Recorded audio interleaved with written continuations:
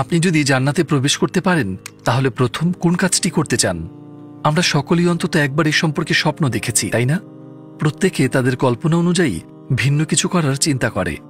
আপনার প্রিয়জনদের দেখা পাওয়া, যারা এই পৃথিবীতে মারা গেছেন, আপনার মা, আপনার বাবা, আপনার ভাই বোন, তাদের সঙ্গে সময় কাটানো, তাদের আলিঙ্গন করা এবং বলা আমি আপনাদেরকে অনেক মিস করেছি, আমি সবসময় আপনাদের জন্য দোয়া করেছি। আপনি কি সেই মুহূর্তগুলি অনুভব করতে পারছেন? তারপর তাদের বলা যে আপনি কি কি পার করে এসেছেন এবং তাদের সঙ্গে কথা বলা ও একসঙ্গে চিরদিনের জন্য তাদের সাথে থাকতে পারা। এটা কি চমৎকার নয়? আমরা কিছু ভাইদের জিজ্ঞাসা করেছিলাম তারা প্রথমে কি করতে চান যখন তারা জান্নাতে প্রবেশ করবেন। আমরা এমন উত্তর পেয়েছি, উড়তে চাই, অথবা কোনো ঐতিহাসিক যুদ্ধে যেতে চাই, কোনো ঐতিহাসিক ব্যক্তির সাথে দেখা করা, সেই মুহূর্তগুলো অনুভব করা, পিরামিড নির্মাণ দেখা, প্রথম মানব নবী আদমের একাকিত্বের সাক্ষ্য হওয়া, নূহ আলাইহিসসালামের মহাপ্লাবন দেখা, নবী ইব্রাহিম আলাইহিসসালামকে আগুনে নিক্ষেপ করার ঘটনা দেখা, নবী মুসা আলাইহিসসালামের ফেরাউনের সঙ্গে সংগ্রাম দেখা, বদরের যুদ্ধ দেখা এবং একজন সাক্ষী হতে পারা ঐতিহাসিক সেই সমস্ত মুহূর্তের। যদি আমরা জান্নাতে প্রবেশ করতে পারি তাহলে দেখার মতো অনেক কিছু থাকবে। আমরা যা কিছু চাই, আমাদের স্বপ্ন সত্যি হবে ইনশাআল্লাহ। আজ আমরা বেহেশত সম্পর্কে কথা বলবো। জান্নাত। আমার কাছে কিছু অসাধারণ রাসূলুল্লাহ সাল্লাল্লাহু আলাইহি ওয়াসাল্লামের হাদিস রয়েছে। আমরা আরো কিছু প্রশ্নের উত্তর দেব, যেসব প্রশ্ন নিয়ে মানুষ সাধারণত কৌতূহলী থাকে। আমি আপনাকে সবচেয়ে সাধারণ প্রশ্নটি করি, আমরা কি জান্নাতে যেতে চাই? সবাই চাই, তাই না? জান্নাতকে এমনভাবে বর্ণনা করা হয়েছে যে কখনো কখনো যখন আপনি এটি সম্পর্কে শুনবেন আপনার মনে হবে এটি অবাস্তব। মানে জান্নাতে উঠতে পারা, আপনি যা কিছুই চাইবেন এবং তার সঙ্গে সঙ্গেই বাস্তবায়িত হবে, একই সময়ে একাধিক স্থানে উপস্থিত থাকা। ভাই, যদি জান্নাত অবাস্তব মনে না হতো এবং এটিকে সাধারণ কোনো জিনিসের মতো মনে হতো তাহলে এটি আকর্ষণীয় হতো না। একটি হাদিস কুদসিতে বলা হয়েছে, আল্লাহ মহান ও মহানুভব বলেছেন, আমি এমন নিয়ামত প্রস্তুত করেছি আমার পরহেজগার বান্দাদের জন্য যা তারা কখনো চোখে দেখেনি, কখনো কানে শোনেনি এবং কোনো মানবের কল্পনাতেও আসেনি এবং কোনো হৃদয়ে কখনো উপলব্ধি করেনি। যারা জান্নাতকে অবাস্তব মনে করে তাদের প্রথমে নিজেদের সৃষ্টির দিকে তাকানো উচিত। এটি কি আল্লাহ আপনাকে শূন্য থেকে সৃষ্টি করার চেয়েও চমৎকার নয়? আমাদের প্রতিপালক আমাদের এমন একটি স্থানে রাখছেন যেখানে অসম্ভব সবকিছু সম্ভব হয়ে যাবে। আমরা এমন একটি স্থানের দিকে অগ্রসর হচ্ছি যা আমরা কল্পনাও করতে পারি না। সেখানে কোনো কষ্ট নেই, কোনো দুঃখ নেই, কোনো বিষণ্ণতা নেই, সেখানে কোনো খারাপ শব্দের চিহ্নও নেই, প্রতারণা বা গীবত নেই। আপনার এমন দুশ্চিন্তা থাকবে না যে আমি এটি করলে কি আমাকে সমালোচনা করা হবে, অন্যরা আমার সম্পর্কে কি বলবে। আপনার এমন কোনো দুশ্চিন্তা থাকবে না। আপনি যা চান সবকিছুই সঙ্গে সঙ্গে আপনার সামনে থাকবে। সেখানে কোনো কিছুর অভিজ্ঞতা নিতে না পারার কোনো অভাব নেই। আপনার সমস্ত প্রিয়জনদের সঙ্গে যখনই আপনি চান আপনারা একসঙ্গে থাকবেন। এটি সত্যিই শান্তিতে পরিপূর্ণ একটি স্থান। এটাই আমাদের প্রকৃত বাড়ি এবং ইনশাআল্লাহ যদি আমরা পরীক্ষায় পাশ করি তাহলে এটি আমাদের জন্য অপেক্ষা করছে। জান্নাত সম্পর্কে আরও একটি বর্ণনা দিয়েছেন বদিউজ্জামান সাইদ নুরসি। তার তাফসিরে তিনি বলেন যে পৃথিবীতে 1000 বছরের আনন্দময় জীবন জান্নাতের 1 ঘন্টার আনন্দেরও সমান নয়। জান্নাতে 1000 বছরের সুখ আল্লাহকে 1 ঘন্টা দেখার সুখেরও সমান নয়। আপনার বর্তমান জীবন নিয়ে চিন্তা করবেন না। এমন এক জীবন কল্পনা করুন যা সম্পূর্ণ আনন্দে ভরা, শুরুর থেকে শেষ পর্যন্ত, যেখানে কোনো সমস্যাই নেই। 1000 বছরের এমন একটি জীবন। এটা কি কিসের সমান নয়? জান্নাতের মাত্র 1 ঘন্টার।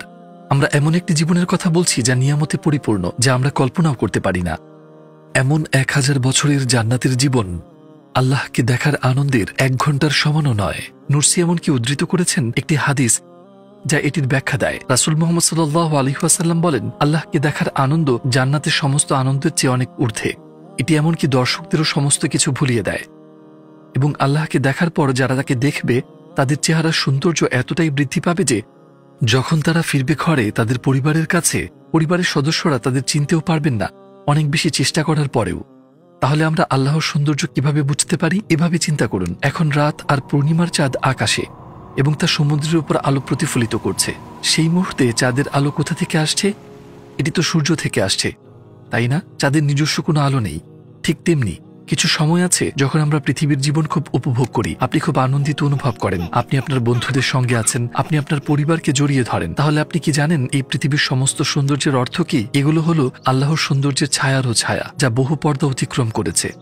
এখন আমার হাতে একটি আয়না আছে, এটি সূর্যকে প্রতিফলিত করছে। আমি আয়নার মধ্যে থাকা সূর্যকে ভালোবাসি, তেমনি আমরা সেই পর্দাগুলোকে ভালোবাসি যা এই দুনিয়ায় আল্লাহর সৌন্দর্যকে প্রতিফলিত করে। তারপর একদিন যে আয়নাকে আপনি ভালোবাসেন তা ভেঙে যায়, যেন আপনি জীবনের একটি কঠিন সময় দিয়ে যাচ্ছেন। আপনি আপনার মাথা তোলেন এবং দেখেন যে সেই সুন্দর আলো আয়না থেকে আসেনি, বরং এটি ছিল সূর্য থেকে। তেমনিভাবে যখন আমরা মাঝের পর্দাগুলো সরিয়ে ফেলি আমরা বুঝতে পারি যে এই পৃথিবীতে আমরা যে সমস্ত সৌন্দর্য দেখি তা আসলে আল্লাহর কাছ থেকে এসেছে। অবশ্যই যখন আমরা এটি নিয়ে কথা বলি আমরা এটাও ভাবি আমরা কি কখনো বিরক্ত হব না যদি আমরা জান্নাতে চিরকাল থাকি। আল্লাহ সূরাতুল কাফে বলেছেন সেখানে তারা স্থায়ী হয়ে থাকবে, সেখান থেকে বের হয়ে আর অন্যত্র যেতে চাইবে না। আল্লাহ যিনি বিরক্তির ধারণা সৃষ্টি করেছেন নিশ্চয়ই তিনি নিশ্চিত করতে পারেন যে আপনি বিরক্ত হবেন না, তাই তো? উদাহরণস্বরূপ আপনার জন্মের পর থেকে পৃথিবীতে আপনি কত ধরনের খাবার খেয়েছেন। আমরা অনুমান করি শুধুমাত্র খুবই সামান্য অংশ এই দুনিয়ার স্বাদের এবং এর মাত্র কয়েকটি আমাদের বিস্মিত করার জন্য যথেষ্ট। পৃথিবীতে শত শত খাবার রয়েছে যা শুধুমাত্র জলপাই তেল দিয়ে তৈরি। টমেটো একটি স্বাদ, ডিম একটি স্বাদ, মরিচ একটি স্বাদ, এবং যখন এগুলো মিশে যায় আপনি একটি ভিন্ন স্বাদ পান। এটি নিয়ে চিন্তা করে দেখুন, আমরা আমাদের জীবনযাপন করেছি সমুদ্র থেকে নেওয়া এক গ্লাস পানির মতো এবং আমরা খুশি। সমগ্র সমুদ্রের কথা কল্পনা করুন। এখন আমরা হয়তো স্বাদ পেয়েছি পৃথিবীর রান্নার হয়তো মাত্র 1%। যখন আমরা জান্নাতের স্বাদ সম্পর্কে ভাবি আমরা এমনকি এটাও বলতে পারি না যে আমরা লাখের মধ্যে একটি স্বাদ পেয়েছি। এবং আপনি এটাও ভাবুন যা রয়েছে আল্লাহর জ্ঞানে এবং ক্ষমতায়, যা তিনি দুনিয়ায় পাঠাননি বরং তিনি তা জান্নাতে সৃষ্টি করবেন। তাহলে শুধু খাবারের দিক থেকেই আমরা মাত্র 1 মিলিয়নের একটির স্বাদ পেয়েছি। সূরা যুখরুফে আল্লাহ ঘোষণা করেছেন যে সেখানে তাই আছে মন যা চাইবে আর চোখ যাতে তৃপ্ত হবে, তোমরা তাতে চিরকাল থাকবে। জান্নাতে আপনার প্রিয় ফলটি কল্পনা করুন, আপনি এটি খান এবং এর স্বাদ উপভোগ করেন, এবং যখন আপনি এটি আবার খান এটি আরও বেশি সুস্বাদু হবে। এমন কিছুই থাকবে না যেমন স্থবিরতা বা একঘেয়েমি, এবং আনন্দ চলতে থাকবে এবং ক্রমাগত বাড়তে থাকবে। জান্নাতে 8টি স্তর রয়েছে, প্রত্যেকের মর্যাদা ভিন্ন, কিন্তু আমরা কি আমাদের প্রিয়জনদের থেকে বিচ্ছিন্ন হব যদি স্তরগুলো ভিন্ন হয়? কিভাবে 8ম স্তরের কেউ 1ম স্তরের কারোর সাথে দেখা করবে? এটিও এক মহান কৌতূহলের বিষয়। বদিউজ্জামান তার তাফসির রিসালায়ে নূরে এটি সুন্দরভাবে ব্যাখ্যা করেছেন। যখন তিনি জান্নাতের বর্ণনা দিয়েছেন রাসূল সাল্লাল্লাহু আলাইহি ওয়াসাল্লামের হাদিস দিয়ে শুরু করে, রাসূল সাল্লাল্লাহু আলাইহি ওয়াসাল্লাম বলেছেন এক বন্ধু তার অপর বন্ধুর সঙ্গে জান্নাতে থাকবে। ধরুন উদাহরণস্বরূপ স্বাদ গ্রহণের ক্ষেত্রে আমার উপভোগ করার ক্ষমতা অত্যন্ত উন্নত, কিন্তু আপনারটি কম। আমার দৃষ্টিশক্তি ভালো এবং আমি দূরের বস্তু দেখতে পারি। আপনারও ভালো দৃষ্টিশক্তি আছে কিন্তু আমার মতো ভালো নয়। আমরা একই টেবিলে বসেছি এমন এক জায়গায় যেখানে সুন্দর দৃশ্য রয়েছে এবং আমরা একই খাবার খেতে শুরু করলাম। কে বেশি উপভোগ করবে? আমি করব। কেন? কারণ আমার দেখতে পারার ক্ষমতা এবং স্বাদ গ্রহণের ক্ষমতা বেশি উন্নত। একইভাবে জান্নাতে যদিও আমরা একই খাবার খাই, বন্ধুর সঙ্গে বসে একই টেবিলে আমরা যে আনন্দ পাবো তা ভিন্ন হবে এবং কেউ অভিযোগ করবে না এই পার্থক্য সম্পর্কে। প্রত্যেকেই সন্তুষ্ট থাকবে তাদের নিজস্ব অভিজ্ঞতার সাথে। জান্নাত সম্পর্কে সবচেয়ে আকর্ষণীয় বিষয় কি? জান্নাতে আপনি অনুভব করবেন এমন কিছু একই সময়ে অনেক জায়গায় উপস্থিত থাকা। সুবহানাল্লাহ। কল্পনা করুন ঠিক এখন আপনি মদিনার রাস্তায় হাঁটছেন, আপনার বন্ধুর সঙ্গে কথা বলছেন, একই সময়ে আপনি আপনার প্রিয় খাবার উপভোগ করছেন এবং একই সময়ে আপনি মঙ্গল গ্রহ পরিদর্শন করছেন।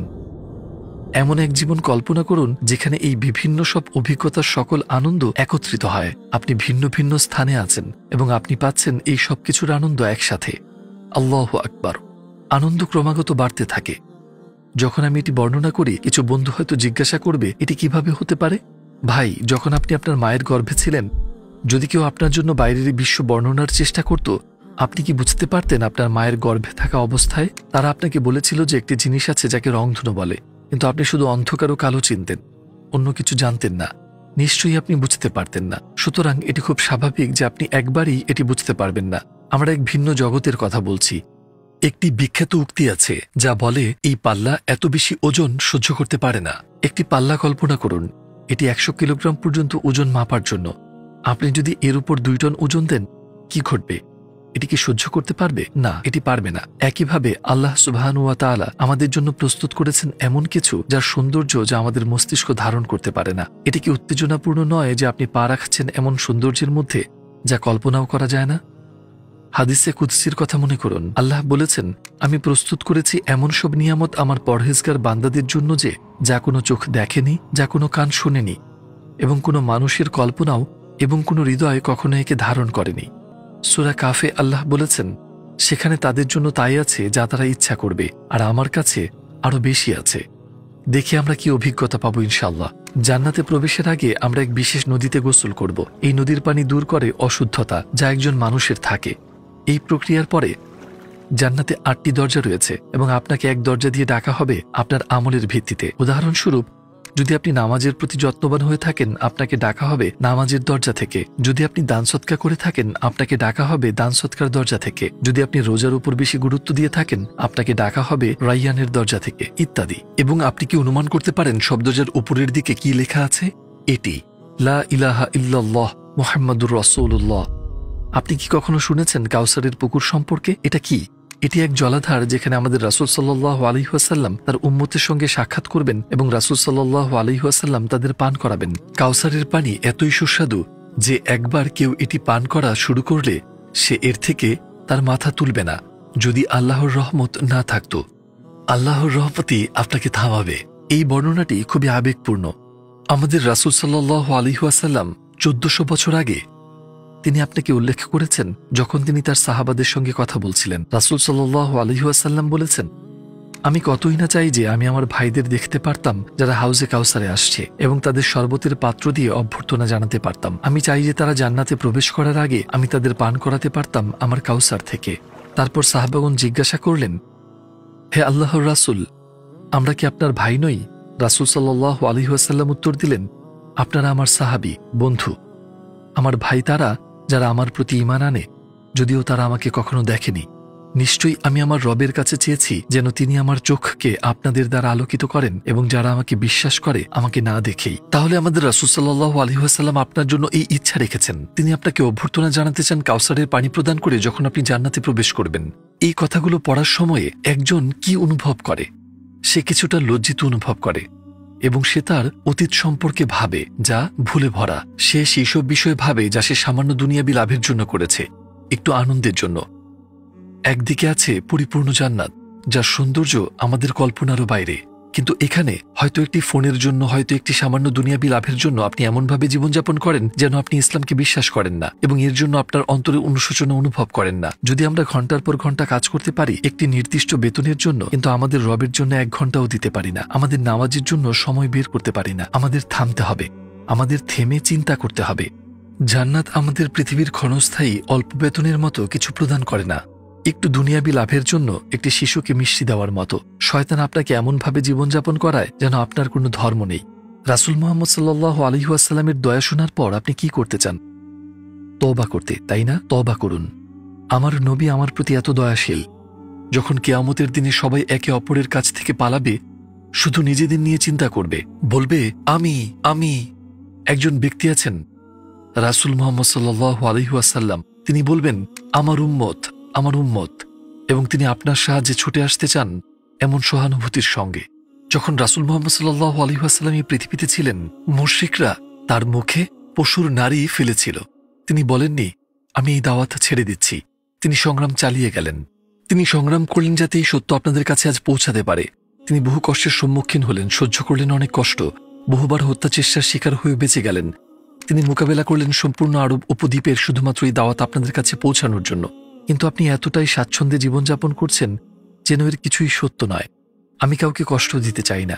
আপনি যদি নির্দোষ হন তাহলে দয়া করে কষ্ট পাবেন না, কিন্তু আমাদের সবার ভুল আছে, আমাদের ত্রুটি আছে, আমাদের গুনাহ আছে। যেমন এই কথোপকথন শেষ হবে, তেমনি একদিন আপনার জীবন শেষ হবে এবং আপনি কফিনে থাকবেন। একটি বীজ মাটির নিচে যায় এবং একটি নতুন জীবন শুরু করে, তাই না? আসলে বীজের মৃত্যুই একটি নতুন জীবনের সূচনা। যখন আপনি মাটির নিচে যাবেন, আপনি একটি নতুন জীবনে বিকশিত হবেন। আপনি কি আসল প্রশ্নটি জানতে চান? আপনি কোন দিকটিতে থাকবেন? আপনাকে কল্পনা করুন আপনি হারাম ত্যাগ করেছেন, আপনি আপনার জীবনকে হালাল পথে সাজিয়েছেন এবং তারপর আপনি 40, 50, 60 বছর পার করেছেন এবং আপনি মৃত্যুবরণ করেছেন। ইনশাআল্লাহ আপনি সেই স্থানে যাবেন যা আমরা এইমাত্র বর্ণনা করেছি। এটি সম্পর্কে চিন্তা করুন। আপনি কি নবী ইউসুফের সাথে দেখা করতে চান না? আপনি কি কৌতূহলী নন? একটি স্থান যেখানে আপনি নবী আদম, মুসার সঙ্গে থাকতে পারেন, নবী ঈসা, নবী মুহাম্মদ সাল্লাল্লাহু আলাইহি ওয়াসাল্লাম, তাদের সকলের উপর শান্তি বর্ষিত হোক।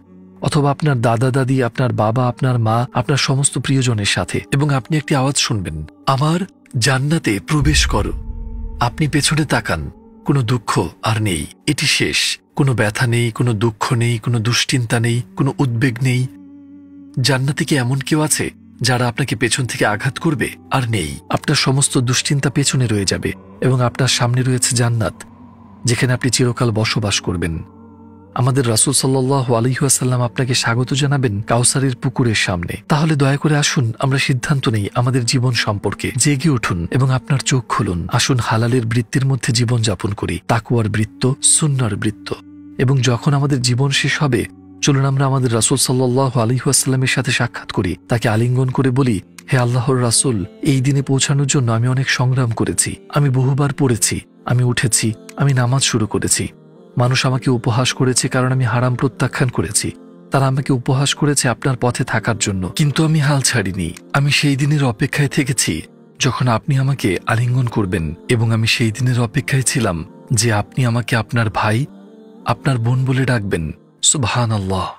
যদি আমরা এটি করতে পারি ভাইয়েরা, তাহলে আমরা সেখানে চিরকাল থাকব, আর কখনো চলে আসব না। সেই হারাম বিষয়গুলোর কথা ভাবুন যা আপনি আপনার জীবন থেকে সরাতে চান না। আপনি যে আনন্দ পাচ্ছেন তা কি রাসূল মুহাম্মদ সাল্লাল্লাহু আলাইহি ওয়াসাল্লামকে আলিঙ্গন করার চেয়ে ভালো? যদি আপনি হ্যাঁ বলেন, তাহলে এগিয়েও চালিয়ে যান, আপনার জীবন এভাবেই পরিচালনা করুন।